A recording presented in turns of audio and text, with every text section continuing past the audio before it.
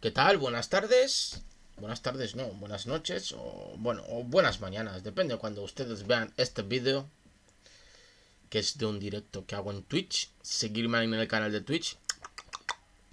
Y vamos a leer pues el príncipe, vamos a seguir con ello. Recordar que nos quedamos en el capítulo 5. Así que vamos allá a ver qué aprendemos y a discutir sobre algunas cuestiones. Durará lo que tenga que durar este directo, pues hasta que me canse, supongo yo. Vamos a ver. Capítulo 5. ¿De qué manera han de gobernarse las ciudades o principados que antes de ser ocupados vivían con leyes propias? Parece muy interesante el tema que vamos a tratar en este capítulo. Vamos a ver qué nos cuenta primero Maquiavelo. Hay tres maneras de conservar los estados adquiridos cuando estos, como se ha dicho, están acostumbrados a vivir con sus propias leyes y en libertad. Muy interesante esto. Dice, la primera, destruirlos. Vale, vale, perfecto. Está muy bien. Pues nada, chicos, acabó el directo. Me voy a mi casa. Otra, ir a vivir personalmente en ellos. Y la tercera, dejarles vivir con sus antiguas leyes, cobrándoles tributo y creando un gobierno minoritario que te los mantenga amigos. Vale. Vemos que pues Maquiavelo sí que está influido por la política romana, ¿no? De Roma.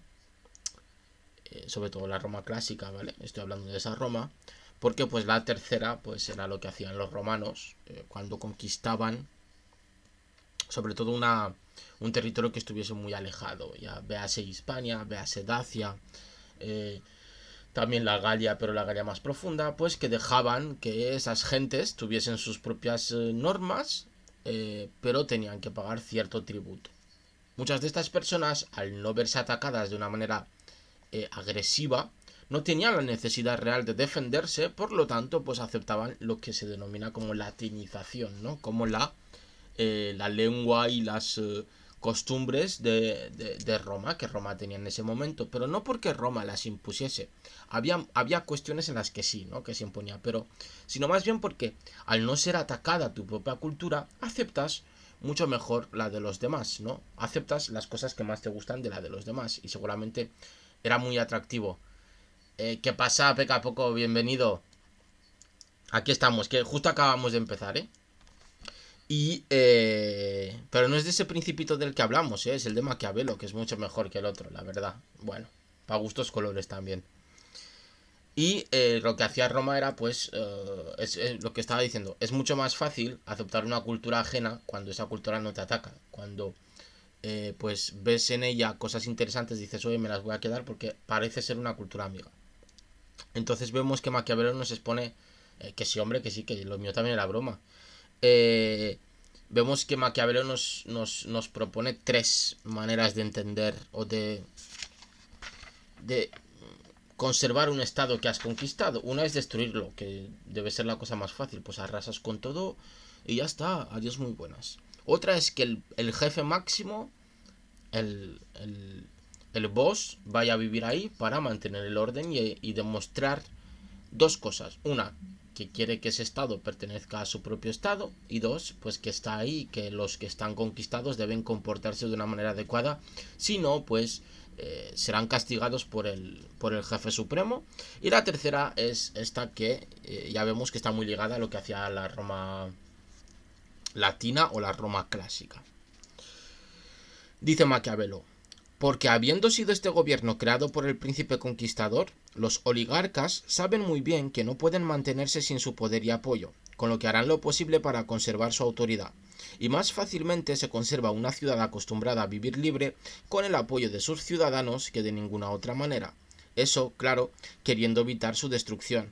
Pues aquí vemos que existe un paralelismo que nosotros podíamos hacer con las diferentes conquistas o ataques que hizo Estados Unidos, por ejemplo, en Afganistán o en Irak, o con la muerte de Gaddafi en Libia, donde pues no se hicieron estas cosas, de hecho no se hizo ninguna de ellas, y por lo tanto pues esos territorios están sumidos en un caos profundo.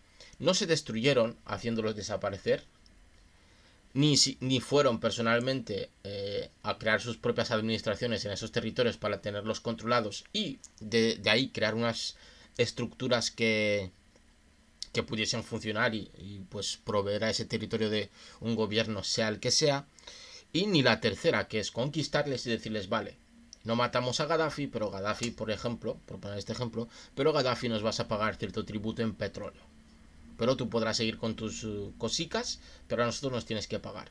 Como no se hicieron ninguna de estas cosas, pues vemos que ha salido bastante mal cada uno de esos experimentos, ¿no? Que Estados Unidos pues ha perdido bastantes guerras, perdido entre comillas, porque no se consiguieron lo que ellos querían, ya que esos territorios se encuentran pues en una inestabilización constante.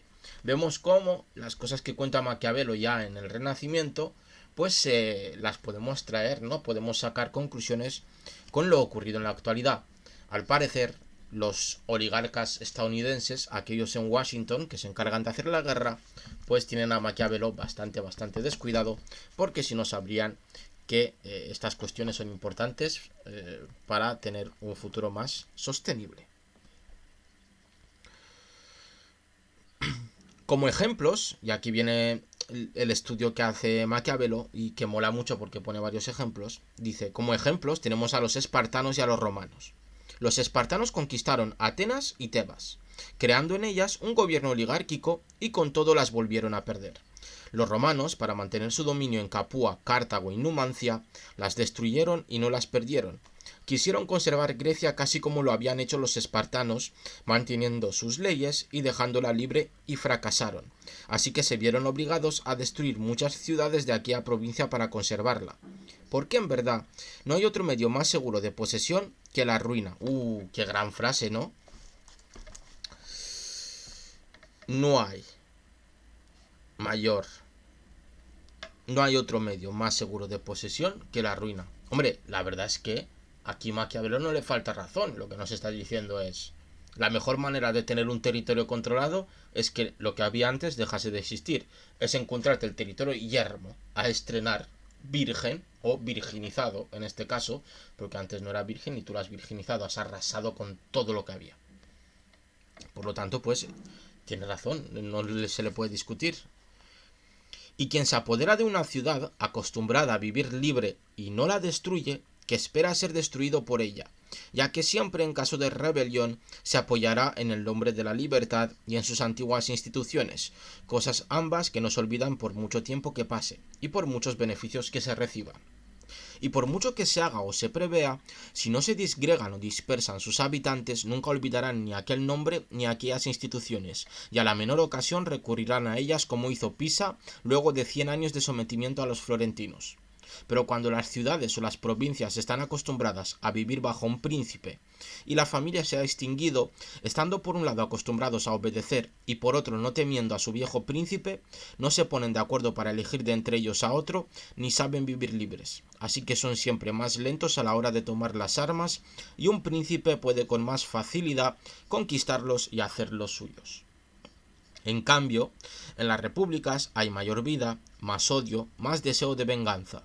No las deja ni puede dejarlas descansar el recuerdo de la antigua libertad. Así que el camino más seguro es destruirlas o vivir en ellas. ¿Vale? Vemos que con los príncipes, pues es mucho más fácil sustituir a un príncipe por otro.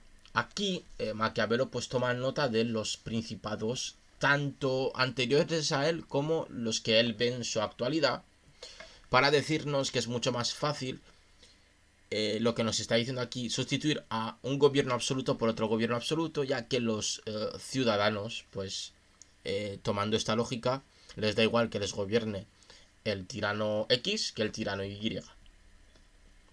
No, le da igual, al fin y al cabo sigue siendo la misma tiranía y se seguirán aplicando las mismas leyes y normas. Pero en cuanto a una república, que él nos dice que es mucho más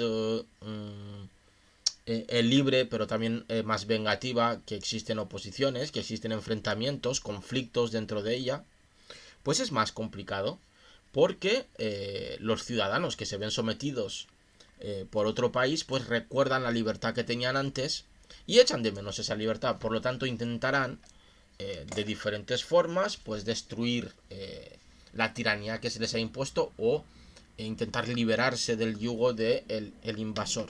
Y aquí Maquiavelo nos dice, lo mejor de eso es destruirlas. Lo que nos da a entender que, por ejemplo, en el caso de Libia con Estados Unidos, lo mejor que podían haber hecho, y también algunos países europeos como Francia que también atacaron Libia, era sustituir a Gaddafi por un gelifante de sus características, que eso ya lo sabía hacer Estados Unidos de antes, como tenemos visto por ejemplo en América Latina, ¿no? Y también en muchos países africanos donde pues se quita un tirano y se pone otro, y la gente le cuesta mucho cambiar eso, aunque pues observamos que aquí Maquiavelo pues le faltaba cierta distancia temporal o el estudio de la población más que de los reyes para darse cuenta que la población aguanta la tiranía, pero una poca. No aguanta la tiranía todo el rato, ni durante muchísimo tiempo. Al final siempre tiene que existir cierta apertura en diferentes cosas de la realidad de los ciudadanos, ya sea en libertades civiles, en derechos sociales, o ya sea en una laxitud con las drogas, etcétera, etcétera. Es decir, hay varios tipos de mecanismos que pueden dar la sensación de que eres más libre sin que realmente lo seas. Ya que acaba el capítulo 5, muy interesante, cortico, y podemos seguir. Vamos con el capítulo 6 a ver qué nos cuenta.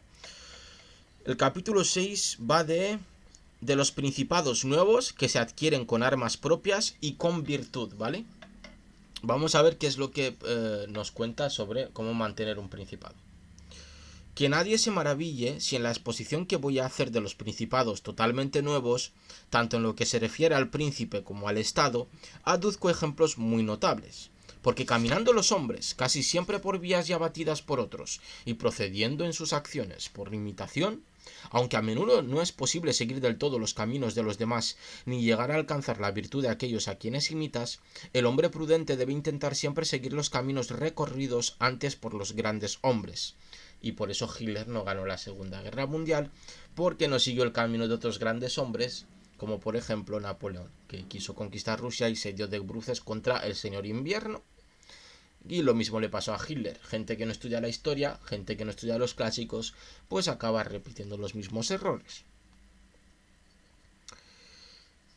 E imitar a aquellos que han sobresalido de manera extraordinaria sobre los demás, para que aun cuando su virtud no alcance la de estos, se impregne al menos un poco en ella.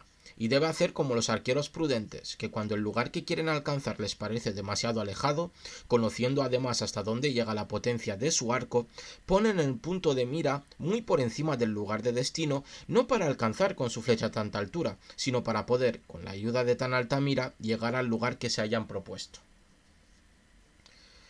Digo pues que en los principados totalmente nuevos, en los que haya un príncipe nuevo a la hora de conservarlos, las dificultades son mayores o menores según sea el que los adquiere más o menos virtuoso. Es decir, que depende de la calidad y las cualidades del gobernante el que pues tenga más o menos dificultades a la hora de controlar un territorio que acaba de conquistar. Sigo con el ejemplo de Napoleón. No sé si sabéis que Napoleón pues tenía la característica de que muchas veces era muy querido por la población que conquistaba. Que eso pasaba, por ejemplo, lo estamos viendo en Guerra y Paz, por ejemplo, mira, para aducir a otros directos. Estamos viendo en Guerra y Paz como incluso la realeza rusa admiraba más a Napoleón que al propio zar. Porque tenía unas cualidades y un carisma que lo hacían atractivo, ¿no? Y que seguramente nosotros como pueblo pues también lo veríamos atractivo si viviésemos en esa época, porque representaba ciertos valores o ciertos cambios que eran necesarios. Y eso se vio después con la revolución, ¿no? Que al final todo es un continuum, todo es continuo y cada cambio se realiza en base al anterior. Y dado que el hecho de pasar de privado a príncipe presupone o virtud o fortuna, parece que o la una o la otra de estas dos cosas mitigue en parte muchas de estas dificultades. No obstante, quien menos ha confiado en la fortuna se ha mantenido mejor. Es decir, en la suerte. La virtud es una característica que se separa de la fortuna. La virtud no es una especie de suerte, sino es como una cualidad que tiene, como una visión, ¿no? Imaginemos que es como una visión, que tú eres Spider-Man y puedes ver los peligros que te acechan, ¿no? Con tu sentido arácnido. Pues más o menos Esa sería la virtud. Y no solo te ayuda a ver los peligros, sino que también te ayuda a tener buenas decisiones, a tomar buenas decisiones para llevar a cabo el gobierno, ¿no? Mientras que la fortuna es la suerte. La fortuna es como ir a trompicones esperando que te salgan bien o mal las cosas. Por lo tanto, cuanto menos dependas de esa fortuna, y esto es muy importante en Maquiavelo, cuando menos dependa un gobernante de la fortuna, es decir, de la suerte, de actos que él no puede controlar, de futuros que él no puede ver o vislumbrar, o por lo menos darse cuenta de que pueden existir, cuanto menos dependa de eso, mejor gobernante será. Genera aún más facilidades el hecho de que el príncipe se vea obligado, al no tener otro estado, a ir personalmente a vivir ahí. Es decir, que tenemos muchas más facilidades si el príncipe se va a vivir al territorio que acaba de conquistar. Cosa que, pues, parece bastante normal. Es decir, aquí parece que tampoco se le puede discutir mucho, ni se le puede plantear ningún tipo de inconveniente a lo que está diciendo. Pero, para hablar de aquellos que llegaron a príncipes por propia virtud y no por fortuna, digo que los más excelentes son Moisés, Ciro, Rómulo, Teseo y otros parecidos a ellos. Y aunque de Moisés no se puede hablar, ya que fue mero ejecutor de las cosas que le eran mandadas por Dios, no obstante ha de ser mencionado, aunque solo sea por aquella gracia que lo hacía digno de hablar con Dios. Consideremos, sin embargo, a Ciro y a los otros que adquirieron y fundaron reinos. Los encontraremos a todos dignos de admiración. Y si consideramos las empresas y las instituciones que cada uno de ellos supo crear, no parecerán discrepar de las de Moisés, que tuvo tan gran preceptor. Y examinando sus acciones y su vida, se ve que no obtuvieron de la fortuna nada más que la ocasión que les proporcionó la materia sobre la cual plasmaron la forma que mejor les pareció. Sin ocasión la virtud de su ánimo se habría extinguido, y sin esa virtud la ocasión se les habría presentado en vano. Aquí esto es muy interesante, ¿no? Esta distinción que hace.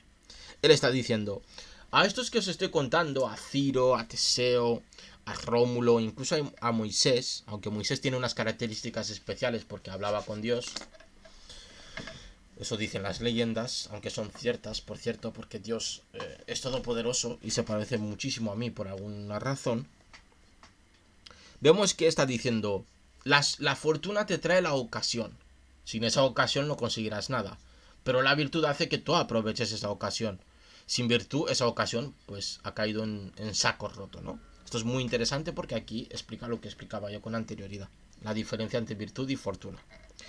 Era pues necesario que Moisés encontrara en Egipto al pueblo de Israel, esclavo y oprimido por los egipcios, para que éstos, queriendo librarse de tal servidumbre, se dispusieran a seguirle. Convenía que en Alba no hubiera sitio para Rómulo, que fuera abandonado al nacer, para que llegara a ser rey de Roma y fundador de aquella patria. Aquí vemos las ocasiones, ¿no? Como las explica. Era necesario que Ciro encontrara a los persas descontentos del imperio de los medas, y a los medas muelles y afeminados por una prolongada paz. Ni podía Teseo demostrar su virtud de no encontrar a los atenienses desunidos. Estas ocasiones, por lo tanto, colmaron los deseos de estos hombres, y su excelente virtud hizo que aquella ocasión fuera conocida, todo lo cual aportó nobleza y prosperidad a sus respectivas patrias. Aquellos que como estos, por vías virtuosas, llegan a príncipes, adquieren el principado con dificultad, pero lo mantienen fácilmente. Y las dificultades que encuentran al conquistar el principado nacen en parte de las nuevas formas e instituciones que se ven obligados a introducir para sostener su estado y su seguridad. Vemos que el camino que nos propone Maquiavelo no es fácil, el camino de la virtud, el conseguir las cosas con virtud, pues no es fácil, pero una vez conseguidas esas cosas las mantenemos con más facilidad debido a que pues tenemos el control sobre la cosa en sí. Vemos que una de las dificultades que aparece a la hora de conquistar un estado es crear las instituciones necesarias para mantener la seguridad y el poder dentro de ese estado, ya sea nuevas estructuras de hacienda, ya sea nuevas estructuras militares, nuevas estructuras policiales, si existiera o existiese la policía, ya sea nuevas estructuras religiosas o simplemente estructuras administrativas que puedan pues crear carreteras, administrar papeles, bodas, bautizos, todas estas cuestiones que pues son necesarias para mantener cierto orden. Tengamos en cuenta que no hay cosa más difícil de tratar, ni en la que el éxito sea más dudoso, ni la más peligrosa de manejar, que convertirse en responsable de la introducción de un nuevo orden político. Porque todo innovador tiene como enemigos a cuantos el viejo orden beneficia y como tibios defensores a aquellos a los que las nuevas leyes beneficiarían. Vemos que pues aquí expone la dificultad. ¿Qué dificultades tenemos o qué dificultades podemos tener a la hora de fundar un nuevo estado? Pues las dificultades de que si dejamos vivos a los que se beneficiaban del anterior estado, pues esos irán contra nosotros porque dirán, ¿qué vas a hacer tú? Porque me vas a convertir en perdedor cuando yo era ganador.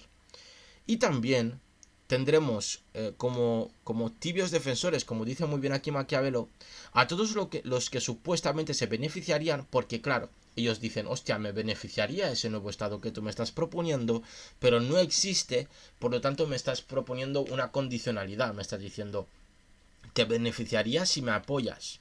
Pero claro, yo no sé si ese estado me beneficiaría de verdad porque no me está beneficiando ahora con nada. Tú me estás dando pues un futuro, ¿no? Me estás diciendo, en el futuro te beneficiarás de lo que yo estoy construyendo, pero ahora mismo yo no sé si eso es cierto o no. Me estás prometiendo algo que tienes que tener una virtud muy grande para que yo pueda creer en ti como gobernador. Esta tibieza nace, en parte, por miedo a los adversarios que tienen las leyes a su favor y en parte por la incredulidad de los hombres que en realidad no confían en las novedades hasta que la experiencia no se las confirma. De ahí viene que cada vez que los que son enemigos tienen ocasión de atacar, lo hacen con pasión facciosa, mientras los otros se defienden tibiamente. De manera que con ello se corre verdadero peligro.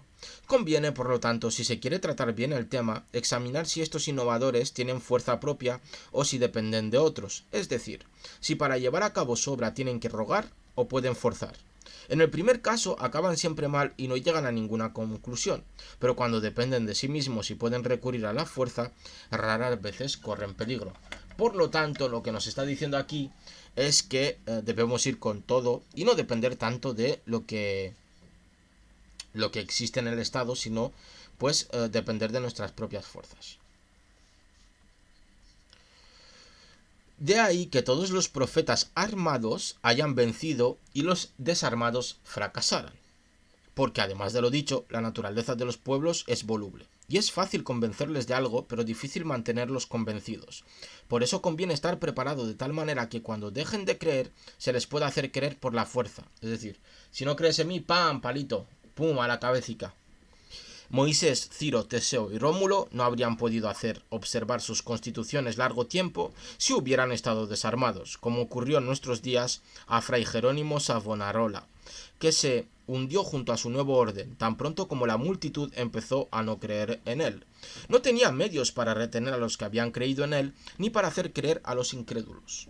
Por eso estos hombres hallan muchas dificultades a la hora de actuar, y su camino está sembrado de peligros que deben superar con gran virtud. Pero una vez superados estos, y cuando empiezan a ser objeto de veneración, habiendo destruido a todos cuantos podían envidiar sus cualidades, se mantienen potentes, seguros, honrados y felices. A tan altos ejemplos quiero añadir un ejemplo menor, aunque bien debe tener relación con ellos, y que quiero me baste para todos los casos semejantes. Se trata de Hierón de Siracusa. De simple particular llegó a príncipe de Siracusa, y tampoco conoció de la fortuna otro don que la oportunidad, porque hallándose los siracusanos oprimidos, lo eligieron como capitán, y a partir de ahí sus muchos méritos le convirtieron en príncipe. Y fue tanta su virtud, incluso en su vida privada, que quien de él escribe dice: Quod nihil illi derat ad regnamum praeter regnum. Mi latín es perfecto. Vamos a ver qué dicen. Nada le faltaba para reinar excepto el reino. Hierón disolvió el viejo ejército y creó otro nuevo. Dejó las antiguas alianzas y concertó otras nuevas. Y como tuvo aliados y soldados propios, pudo edificar sobre tan sólidas bases cualquier edificio, de manera que lo que le costó gran trabajo alcanzar, con poco lo pudo mantener. Vemos que se sigue regodando en el mismo argumento, que dice, oye, mejor ten tus propios medios y consigue las cosas con tus propios medios sin depender de los demás, crea las cosas, siempre las estructuras que crees en un estado que te pertenezcan a ti o que vayan siempre a tu favor, no a favor de tus enemigos. Y eso pues nos dice mucho de, por ejemplo, la democracia española, donde la transición pues obviamente no se hizo a favor del pueblo, seamos serios, hablemos en serio, y se hizo a favor del poder, ¿vale? No existe una dictadura que pasa a una democracia de manera tranquila, y España pues unos, como dice el dicho, se acostaron franquistas y se despertaron demócratas. Pues bueno, hay algo oscuro ahí, ¿no? Algo huele mal, ¿no? Huele un poquito a naftalina, ¿no? Vemos que, pues, si quieres que un estado perdure y perdure a tu favor, crea las propias estructuras y que esas estructuras trabajen para ti. Tan sencillo como eso. Y mantén el orden en ese estado con tus propias armas, no con las armas de otros, porque los otros siempre te podrán traicionar. Y aquí acaba el capítulo 6. Seguimos con el capítulo 7, si esto es muy interesante. El capítulo 7 nos habla de los principados nuevos adquiridos con las armas y la fortuna de otros, ¿ves? Antes era por mi propio principado y ahora es por el principado de las armas, de otros. A ver qué nos cuenta. Seguramente malas cositas para el que haga lo que estás diciendo en este capítulo. Aquellos que de simples particulares llegan a príncipes, solo con la ayuda de la fortuna, con poco esfuerzo llegan al poder, pero en cambio han de luchar mucho para mantenerse en él. En su camino no encuentran ningún obstáculo, se diría que vuelan, pero todas las dificultades surgen una vez instalados. Es decir, si de repente llegas y te ponen directamente como príncipe, tú has llegado ahí por fortuna, no porque te lo merezcas o por virtuoso o porque tú hayas hecho algo para llegar. Entonces lo que está diciendo Maquiavelo, llegarás muy fácil, pero mantener ese poder, mantener esa posición que tú tienes, esa postura, esa gobernabilidad, te va a costar muchísimo, muchísimo. ¿Por qué? Pues porque has llegado ahí por chiripa. Has llegado ahí y has hecho ¡plá! Uy, que estoy mandando sobre un pueblo. ¿Ahora qué hacemos? ¿Ahora qué tengo que hacer? Y te dejarás llevar por los demás. Y los demás, egoístamente, pues solo quieran cumplir sus propios intereses. Y te harán caer si no les eres... No, no, no, no. No digo nada, no. La monarquía española es una de las mejores que existen en el mundo. Felipe es guapo y el rey es mi padre. Y cualquiera que entienda esta referencia sabrá a lo que me refiero. Seguimos. No hay que decir nada malo de la monarquía, que si no te cierran la cuentita. En esta situación están aquellos... Pensaba, ves, Pecapoco es uno de esos que me puede denunciar si digo algo malo de la monarquía. En esta situación están aquellos a los que les es concedido un estado, o por dinero, o por la voluntad de quien lo concede. No se refiere al príncipe Felipe, que consiguió el estado, porque todos le votamos. Como le sucedió a muchos en Grecia, en las ciudades de Jonia y del Helesponto, en las que fueron hechos príncipes por Darío para que se las mantuvieran para su propia seguridad y gloria. O como fueron proclamados emperadores aquellos que de privados llegaron al imperio corrompiendo a los soldados. Estos están simplemente supeditados a la voluntad y fortuna de quien les ha concedido el Estado, que son dos cosas volubilísimas e inestables, y no saben ni pueden mantener aquel cargo. No saben porque si no es hombre de gran ingenio y virtud, no es razonable que habiendo vivido siempre como privado sepa mandar. No pueden porque carecen de fuerzas que les puedan apoyar y ser fieles. Además, los estados que surgen de repente, como todas las demás cosas de la naturaleza que nacen y crecen deprisa, no pueden tener las raíces y ramificaciones correspondientes, de manera que la primera adversidad los destruye, a no ser que estos, que tan de repente han llegado a ser príncipes, tengan, como ya se ha dicho, tanta virtud que sepan inmediatamente prepararse a conservar lo que la fortuna les ha puesto entre las manos, y sepan poner después los fundamentos que los otros pusieron antes de convertirse en príncipes. Aquí vemos que, argumenta, y yo creo que lo hace muy bien y que se puede trasladar a hoy en día, sobre aquellos estados o aquellas naciones que nacen jóvenes y que en vez de tener virtud, como vuelve a repetir aquí, o que sus gobernantes tengan virtud, pues tienen fortuna, aguantarán muy poco. Hay que decir que, por ejemplo, en la democracia española, en la transición española, los gobernantes tuvieron gran virtud. ¿Por qué? Pues porque salió adelante. Porque funcionó, porque el paripé que hicieron funcionó y punto. No hay más, no hay más. Se dieron las circunstancias, se dio también la fortuna, porque hubo diferentes circunstancias que hicieron que, pues, el pueblo español estuviese un poquito harto ya de las mierdas, tenía muchas ganas de libertad, etcétera, etcétera, y también pues unos gobernantes que supieron verlo, tuvieron la virtud de ver todo eso y decir, ajá, tenemos la oportunidad de hacer las cosas como nosotros queramos, ¿no? Y pues lo hicieron y les funcionó porque aquí estamos, ¿no? Quiero aducir dos ejemplos de hechos acaecidos en nuestros días sobre las dos maneras ya citadas de llegar a ser príncipe, por virtud o por fortuna, atado y bien atado, muy bien dicho Pecacoco. Son estos, Francesco Sforza y César Borja, o Borgia. Aquí nos va a poner dos ejemplos de uno de fortuna y otro de virtud, a ver, porque parece ser interesante. Francesco se convirtió de privado en duque de Milán por los medios adecuados y gracias a su gran virtud, y lo que había adquirido con 1000 afanes mantuvo con poca fatiga. Por otro lado, César Borja, llamado por el vulgo duque Valentino, adquirió el estado gracias a la fortuna de su padre y con ella lo perdió, a pesar de haber recurrido por su parte a toda clase de acciones y de haber hecho todo lo que debía hacer un hombre prudente y virtuoso para poner sus raíces en aquellos estados que las armas y la fortuna de otros le habían proporcionado. Porque, tal como dije antes, quien no ha puesto antes los cimientos los podrá poner luego si tiene una gran virtud, aunque sea con molestias para el arquitecto y con peligro para el edificio. Si consideramos las progresivas acciones del duque, veremos cómo éste había puesto sólidos fundamentos a su futuro poder, y no creo superfluo hablar de ello porque yo mismo no sabría dar a un príncipe nuevo mejores preceptos que el ejemplo de sus acciones, y si sus previsiones no le sirvieron de nada, no fue por culpa suya, sino por una extraordinaria y extrema malignidad de la fortuna. Vemos que incluso alguien virtuoso, como está diciendo aquí Maquiavelo, que Francesco Sforza era alguien virtuoso y consiguió mantener su poder con la virtud, pero César Borja, que llegó por fortuna, pero que luego supo ser virtuoso y adecuarse a las circunstancias, debido a la mala fortuna, perdió todo eso. Por lo tanto, alguien virtuoso no escapa a las sinrazones, o a los peligros, o a los vaivenes de lo que podríamos denominar la fortuna. Vamos, que si no tienes una flor en el culito, si no tienes suerte, estás jodido.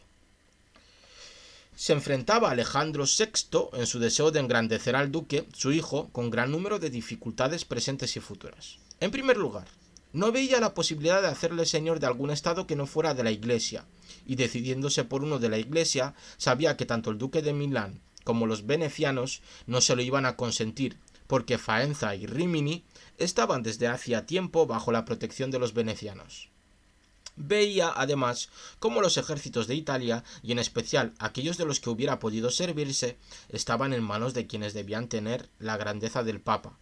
Y no podía fiarse porque todos ellos estaban en manos de los Orsini, los Colonna y sus cómplices. Era pues necesario invertir la situación e introducir el desorden en sus estados para poderse adueñar sin riesgos de parte de ellos. Le fue fácil porque encontró a los venecianos que, movidos por otras razones, estaban interesados en hacer entrar de nuevo en Italia a los franceses, a lo que él no solo no se opuso, sino que lo hizo aún más fácil con la disolución del anterior matrimonio del rey Luis de Francia.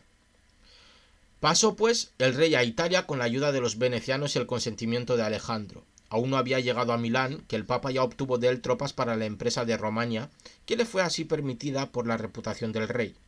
Ganada ya la Romaña y batidos los Colonna y sus partidarios, el duque, queriéndola conservar y continuar avanzando, se enfrentaba a dos obstáculos. Uno, sus ejércitos, que no le parecían fieles; otro, la voluntad de Francia, es decir, que las armas de los Orsini, de las que se había valido, le fallaran y le impidieran no solo ganar más territorio, sino que le arrebataran lo ya ganado, y que incluso el rey no le hiciera algo parecido. Sus dudas sobre la fidelidad de los Orsini se confirmaron cuando, después de la conquista de Faenza, asaltó Bolonia y vio su falta de entusiasmo, y con respecto al rey comprendió sus intenciones cuando, tomado el ducado de Urbino, asaltó la Toscana y aquel lo obligó a desistir de tal empresa.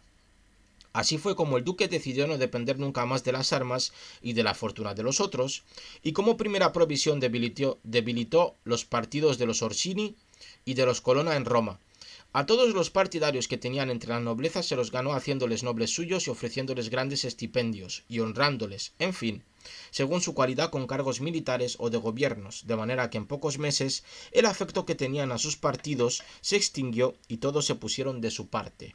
Hostia, ahora entiendo, después de haber leído todo esto que es interesante, que es historia al fin y al cabo, pero ahora entiendo a la mafia italiana, tío. Si es que esto parece una cosa de mafia. Que si los Orsini se fueron con no sé quién. Que si los colonos perdieron pero volvieron. Que si luego cogió a los Orsini y les dijo, os doy esto. Que si no sé qué. Parecen familias mafiosas que están, ¿sabes? Haciendo chanchullos unos con otros. Luego esperó la ocasión de destruir los cabecillas. Mira esto. Luego esperó la ocasión de destruir a los cabecillas del bando de los Orsini, habiendo ya dispersado a los de la Colonna. Lo de los Colonna. Se le presentó una buena ocasión y él la aprovechó mejor cuando los Orsini, tarde ya, dándose cuenta de que la grandeza del duque y de la iglesia representaban su ruina, celebraron una dieta en la Magione, en territorio de Perusa. De ahí nacieron la rebelión de Urbino, los tumultos de la Romaña y una infinidad de peligros para el duque que los superó todos con la ayuda de los franceses. Y recobrando el prestigio, no fiándose ni de Francia ni de otras fuerzas ajenas para no tener que ponerlas a prueba, recurrió al engaño, y supo disimular tan bien sus intenciones que los mismos Orsini se reconciliaron con él por medio del señor Paulo, con el que el duque, queriendo ganar su confianza, desplegó toda clase de gentilezas dándole dinero, vestidos y caballos, hasta tal punto que su ingenuidad les hizo caer en Sinigalia en manos del duque. Esto es todo mafioso, todo te lo doy, te lo quito, te doy esto, te traiciono, te doy un espadazo por la espalda, madre mía. Exterminados, pues, estos cabecillas y convertidos sus partidarios en amigos suyos, el duque había puesto unos cimientos bastante buenos a su poder al tener toda la Romaña con el ducado de Urbino y pareciéndole, sobre todo, haberse ganado la adhesión de la Romaña y de todos aquellos pueblos que empezaban ahora a gustar su bienestar. Y como esta parte es digna de noticia y de ser imitada por otros, no quiero olvidarla. Tan pronto como tuvo el duque la Romaña, y encontrándola gobernada por señores impotentes que en lugar de gobernar a sus súbditos más bien les habían expoliado y dado motivos de desunión que de unión, hasta el punto que aquella provincia estaba llena de latrocinios, peleas y toda clase de insolencias, juzgó necesario darle un buen gobierno si quería pacificarla y reducirla a la obediencia del brazo regio. Por eso puso al frente de la Romaña a Ramino de Orco, hombre cruel y expeditivo, al que dio plena y absoluta potestad. Este, en poco tiempo, unió y pacificó la provincia con grandísima reputación. Vamos, que hizo ahí una masacre, una detrás de otra. Pero más tarde juzgó el duque que ya no era necesaria tan rigurosa autoridad porque podía resultar odiosa y estableció un tribunal civil en el centro de la provincia con un presidente excelentísimo en el que cada ciudadano tenía su propio abogado.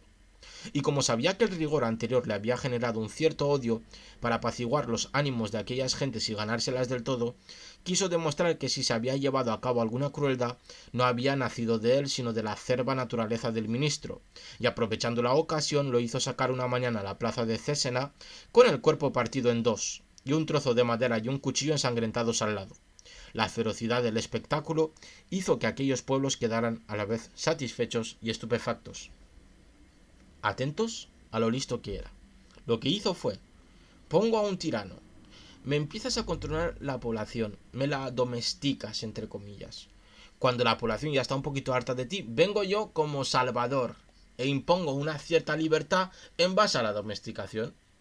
Esto también, pues, lo hacía bastante Estados Unidos, que, sobre todo en América Latina, pues lo que hacía era coger a un dictador, que metiese mucha caña y luego venía como salvadores y lo quitaban y ponían a otro más suavecico, pero que al fin y al cabo les valía a ellos y ese gobernador gobernaba según los intereses de Estados Unidos, ¿no? Entonces, pues es una buena táctica, la verdad.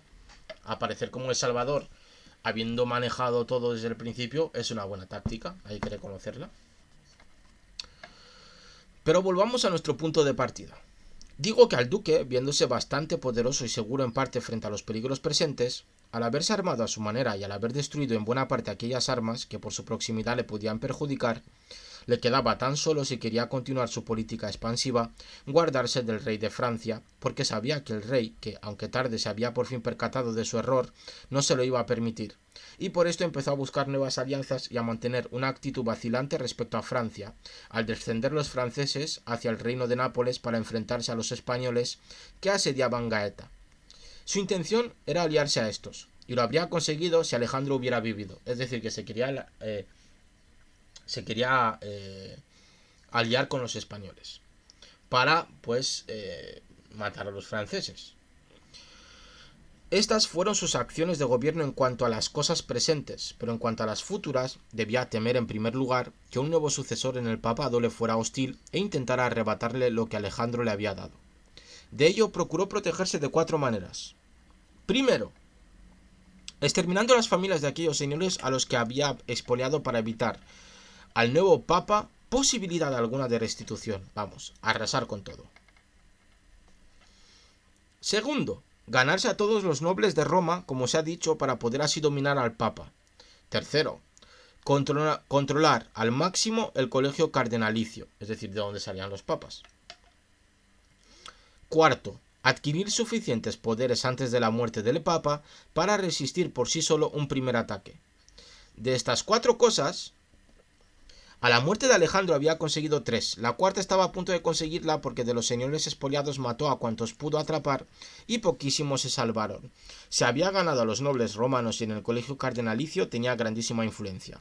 Y en lo referente a las nuevas adquisiciones, había proyectado convertirse en señor de la Toscana. Poseía ya Perusa y Piombino y había tomado a Pisa bajo su protección. Y si no hubiera habido de tener miedo de Francia, que no tenía por qué tenérselo, al ser ya los franceses desposeídos del reino de Nápoles por los españoles, de manera que tantos unos como otros tenían necesidad de comprar su amistad, hubiera saltado sobre Pisa. Después de esto, Luca y Siena cederían rápidamente, en parte por envidia de los florentinos, en parte por miedo. Los florentinos no tenían remedio. De haber conseguido todo esto, y lo habría conseguido aquel mismo año en que Alejandro murió, hubiera adquirido tantas fuerzas y tal reputación que se habría mantenido en el poder por sí mismo y no habría tenido jamás que depender de la fortuna y de las fuerzas de otros, sino de su poder y de su virtud. Pero Alejandro murió 5 años después de que él hubiera empezado a desenvainar la espada. Lo dejó con solo el estado de Romania consolidado y con los demás en el aire, entre 2 potentísimos ejércitos enemigos y enfermo de muerte. Tenía el duque un carácter tan indómito y tanta virtud, y sabía tan bien que a los hombres hay que ganárselos o destruirles, y tan válidos eran los cimientos que en tan poco tiempo se había creado, que si no hubiera tenido encima aquellos ejércitos o hubiese estado sano, habría superado cualquier dificultad. Y que sus cimientos eran buenos, quedó demostrado, pues la Romagna lo esperó más de un mes. En Roma, aunque medio muerto, estuvo seguro, y a pesar de que los Baglioni, los Vitelli y los Orsini vinieron a Roma, no encontraron a nadie dispuesto a ir contra él, y si no pudo hacer papa quien quiso, al menos hubiera podido evitar que lo fuese quien no quería. Si a la muerte de Alejandro él hubiera estado bien, todo le habría resultado fácil. Él mismo me dijo, en los días en que fue elegido Julio II, que había pensado en todo lo que podía surgir a la muerte del padre y a todo había hallado remedio, pero que no pensó nunca que a su muerte también él podía estar a punto de morir. Es decir, vemos aquí que Maquiavelo le conocía. Recogidas, pues, todas las acciones del duque, yo no sabría censurarle, sino que, por el contrario, creo, como ya he dicho, poder proponerlo como modelo a imitar a todos aquellos que por fortuna y con armas ajenas han llegado al poder. Porque él, teniendo tanto ánimo y tan altos propósitos, no podía actuar de otro modo, y tan solo se opusieron a sus designios la brevedad de la vida de Alejandro y su propia enfermedad. Aquel pues que juzgue necesario en su principado nuevo asegurarse contra los enemigos, ganar amigos, vencer o con la fuerza o con el fraude, hacerse amar y temer los pueblos, seguir y reverenciar por los soldados, eliminar a quienes pueden o deben ofenderte, innovar con nuevos modos el antiguo orden, ser severo y agradable, magnánimo y liberal, suprimir la milicia desleal, crear otra nueva, mantener las amistades de reyes y príncipes de manera que tengan que beneficiarte con cortesía o atacar con respeto, no puede encontrar más recientes ejemplos que las acciones de éste. Se le puede reprochar tan solo la elevación de Julio al pontificado. Fue una mala elección, porque como se ha dicho, no pudiendo hacer un papa a su gusto, podía, en cambio, conseguir que alguien no lo fuera, y no debía consentir jamás que llegaran al papado aquellos cardenales a los que él había ofendido o que, una vez elegidos, hubiera de temerle. Porque los hombres hacen daño o por miedo o por odio. Aquellos a los que él había ofendido eran, entre otros, San Pietro ad Vincula, Colonna, San Giorno, Ascanio. Los demás, una vez elegidos papas, tenían todos que temerle excepto Roano y los españoles, estos por vínculos de parentesco y obligación, aquel por su poder, ya que tenía a su lado el reino de Francia. Por lo tanto, el duque por encima de todo debía conseguir un papa español, y no siendo esto posible, consentir que lo fuera el cardenal de Rouen, y no el de San Piero ad Vincula. Y quien crea que los nuevos beneficios hacen olvidar a los grandes hombres las viejas ofensas, se equivoca. Erró, pues, el duque en esta elección que fue causa de su ruina definitiva. Vamos, que lo hubiese salvado, pues, un duque español, al parecer, ¿no? Es lo que nos está diciendo. Bueno, un papa español. Y que pues le faltó eso y fue el único fallo que cometió. Vamos con el capítulo 8, pero voy a beber un poquito de agua porque se me está secando la boquita. Y las elecciones en Madrid pues van como se esperaba. Ayuso arrasando.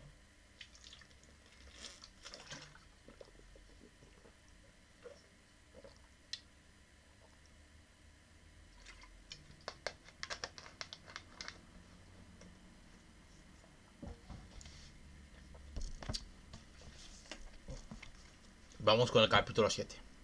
8. Que se titula De los que por medio de delitos llegaron al Principado. ¡Oh! Vamos a ver qué pasa con los delincuentes. Sí, la verdad es que sí. Ayuso se ha leído a Maquiavelo. La verdad es que sí.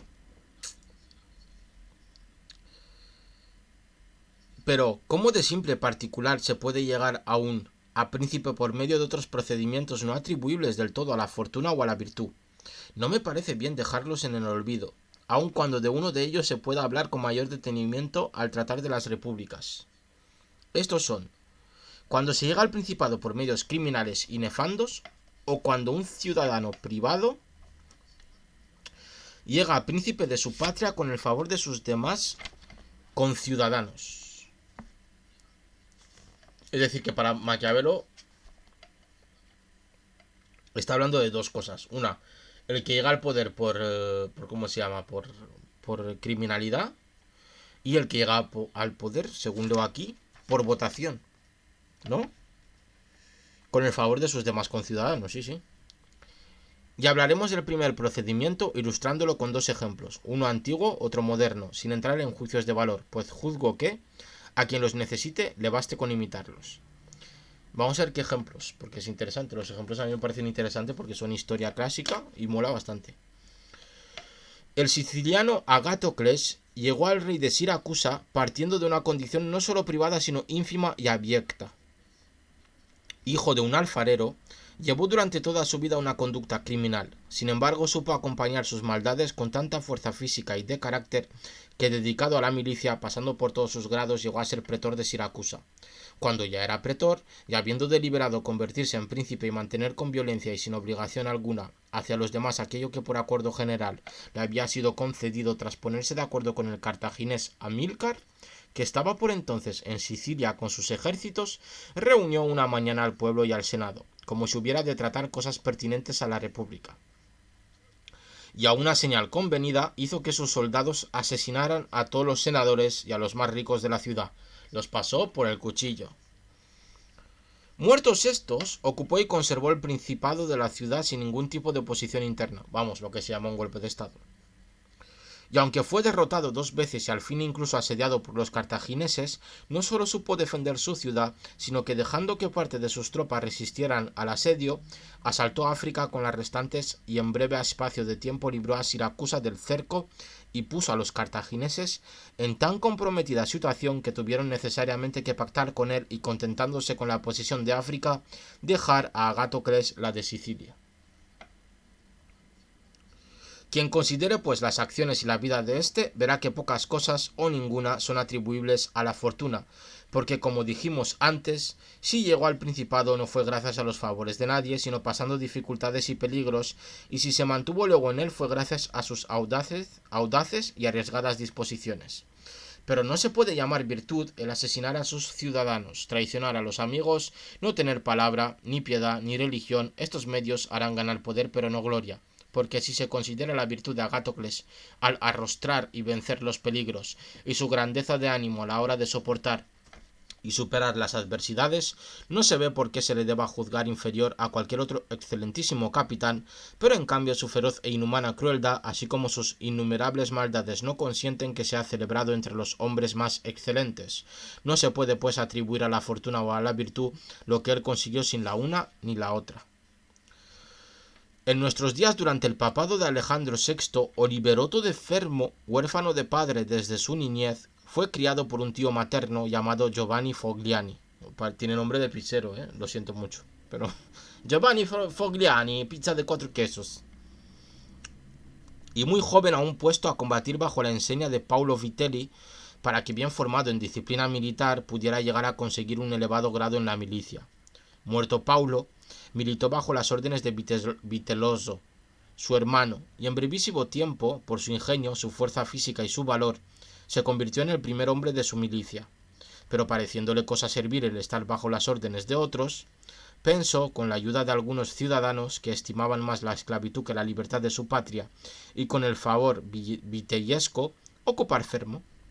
Así pues, escribió a Giovanni Fogliani diciendo que tras largos años de ausencia deseaba ahora regresar para verle a él visitar su ciudad y en cierta manera reconocer la situación de su patrimonio.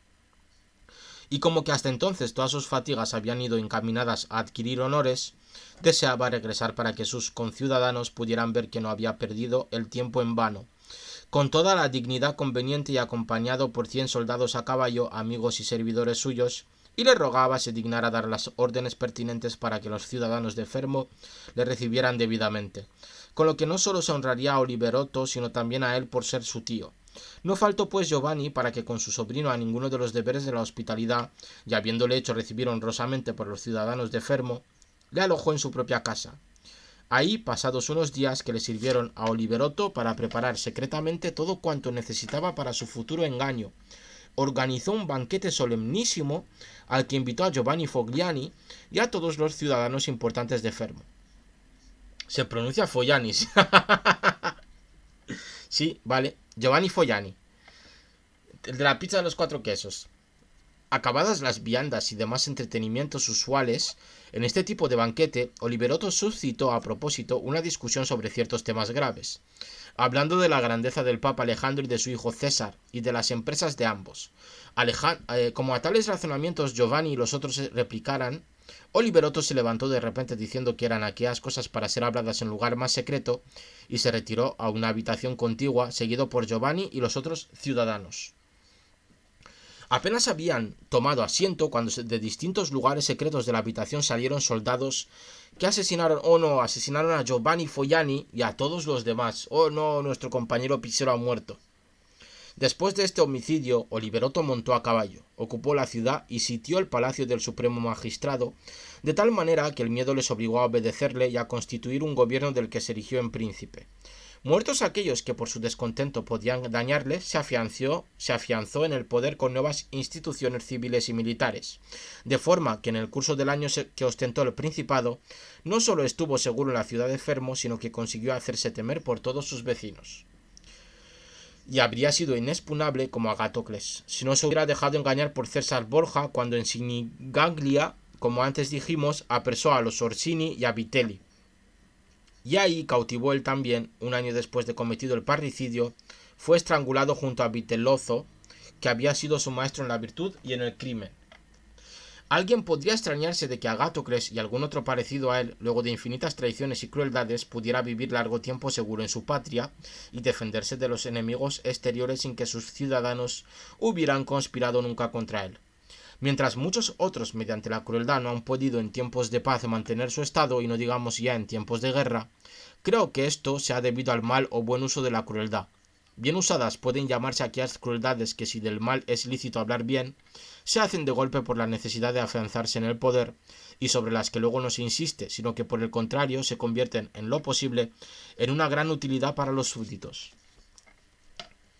Aquí está diciendo, está bien ser cruel, está bien llegar a llegar por crueldad al poder, ¿vale? Está muy bien para poder afianzarlo, pero lo mejor que puedes hacer es después dejarlo, ¿no? Es decir, ya una vez conseguido el poder y afianzado ese poder, pues dejar de usar la crueldad como una herramienta para atacar a tus enemigos. Mal usadas son aquellas que, aun siendo pocas al principio, con el tiempo van aumentando en lugar de disminuir. Los que siguen el primer modo pueden, con ayuda de Dios y de los hombres, encontrar algún remedio para su estado, como le sucedió a Agatocles. Los otros es imposible que se mantengan. Por eso no hay que olvidar que, al apoderarse de un estado, el príncipe deberá estudiar muy bien todas aquellas ofensas que considere ineludibles y actuarlas de golpe, para no tener que renovarlas día a día y así, no renovándolas, poder tranquilizar a sus nuevos súbditos y ganárselos fácilmente con nuevos favores. Vamos, que si quieres dar un golpe de estado, lo mejor que puedes hacer es ser quirúrgico. Eres el más cruel de raíz, cortas todos los problemas de raíz y ya no tendrás luego que utilizar la crueldad más, porque ya no existirá ningún tipo de problemas. Quien proceda de otro modo, ya sea por timidez o por estar mal aconsejado, se verá obligado a tener siempre el cuchillo en la mano. Jamás podrá apoyarse en sus súbditos, ya que estos no se fiarán de él, dadas las recientes y continuadas injurias. Una vez que entras en el círculo vicioso de meter puñaladas por la espalda o por la cara, pues tus súbditos no se fiarán de ti y, por lo tanto, para que te hagan caso y para demostrar poder, pues siempre tendrás que ir con la navajica en la mano haciendo, oye, hazme caso, hazme caso, hazme caso, dame el diezmo, dame ese impuestito, si no te clavo esto, pues, y eso al final lleva a un hartazgo y seguramente pues te clavarán a ti, en vez de una, 15.000 puñaladas. La historia nos ha enseñado muchas veces que es así. Porque las injurias han de hacerse todas a la vez, para que paladeándolas menos hagan también menos daño, mientras que los favores hay que hacerlos poco a poco para que puedan saborearse mejor. Y un príncipe, sobre todo, ha de comportarse con sus súbditos de manera que nada, bueno o malo, le haga cambiar, porque cuando con los tiempos adversos viene la necesidad, ya no estás en condiciones de hacer el mal, y el bien que haces ya no te aprovecha, porque no será juzgado sincero y nadie te lo agradecerá. Pues lo dejamos aquí, si queréis. Corto la grabación